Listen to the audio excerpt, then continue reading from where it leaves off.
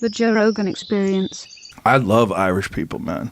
I'm fucking fascinated by the wildness of that culture. Well, that's why God made whiskey, so the Irish would never rule the world. Dude, when you see a guy like Conor McGregor, that part of what is him is Irish. He's like a pure, like brilliant Irish. You know what I'm talking about? For sure. Like, boastful, all the bad way. motherfucker. Knows Full how to throttle. take a loss. Knows how to take a loss.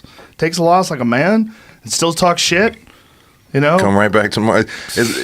It's like that, that guy that you fight, but he loses, but you're gonna have to fight him tomorrow. Yes. Or as soon as his shit is healed up and the busted upness is gone. He's got like $100 million in the bank. And he still wants to fight people. Still smacking people at bars. Yeah, it's. What is he doing? It's hard. What it's is hard. he doing? You Don't gotta do kind that. of be like, don't do that. nah, not that. Who knows what the fuck the guy said to him? But it looked like the guy was old as fuck. Someone said he was only 50. That the guy was only 50. Dude didn't fold up though. He just kind of sat at the bar. Conor didn't really. Yeah, he smacked him. He touched gave him him. the smack in the back of the Gave him head. a couple of fingers.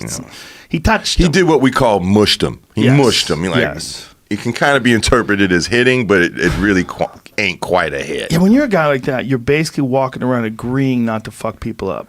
Because you have to kind of agree to not fuck people up. The money he's got, there should be like 5 guys around him that make sure that never happens. Yeah, but they can't listen to him.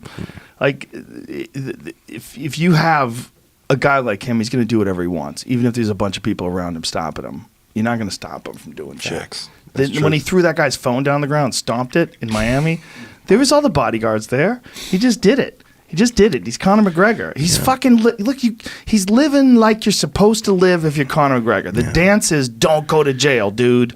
Don't get locked up. And it's also the whole structure of the way things are now as far as like entertainment. It's like it's all about eyeballs. Well, he fucking figured it out, man. He's pulling eyeballs. You know what I mean? He figured it out, man. Like in the most crazy way possible. He figured out how to just blow up the whole system. When you're a guy who has been fighting, I mean, I contacted him on Twitter in like 2013, right? By 2018, he's worth $100 million. Yeah, so quick. And he called it all the way. And he called it all the way. That's the craziest part. Is he called it all the way. Like, I'm going to be, a billionaire or a multimillionaire. You know what Dana White said to me once about him? That's dead on. He said he eats pressure. He said that guy eats pressure. He just eats it. He just goes in there, and the more pressure he experiences, the better he can perform.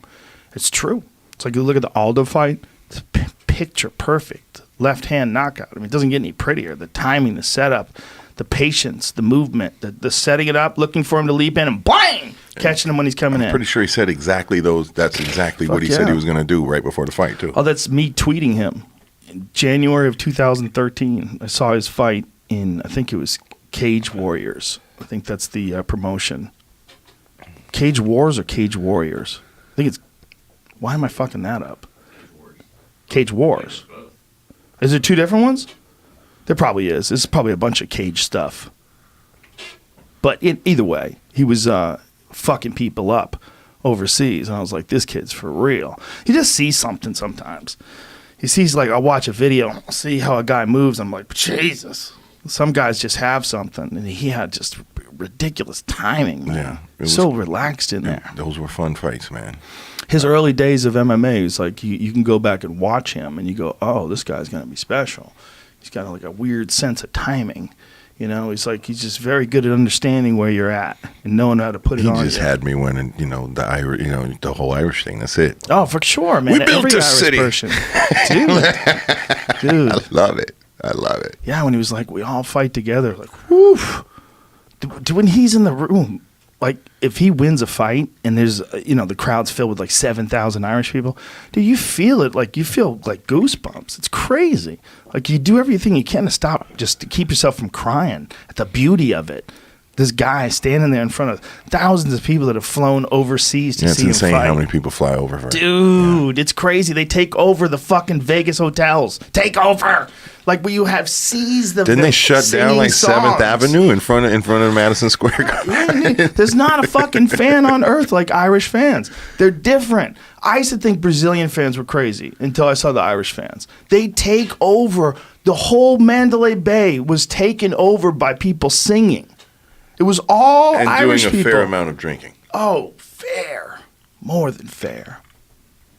But just the fact that they can do that they can get together and sing the same song, like thousands of them together, singing the same song. I remember the first time when we went to Ireland, it's House of Pain, and in between songs, they broke into the whole, all the soccer chant stuff. Oh, wow. And we were just like, whoa, this is crazy. We never experienced anything like that. They don't do that at the sports events at home back then, not back then at all.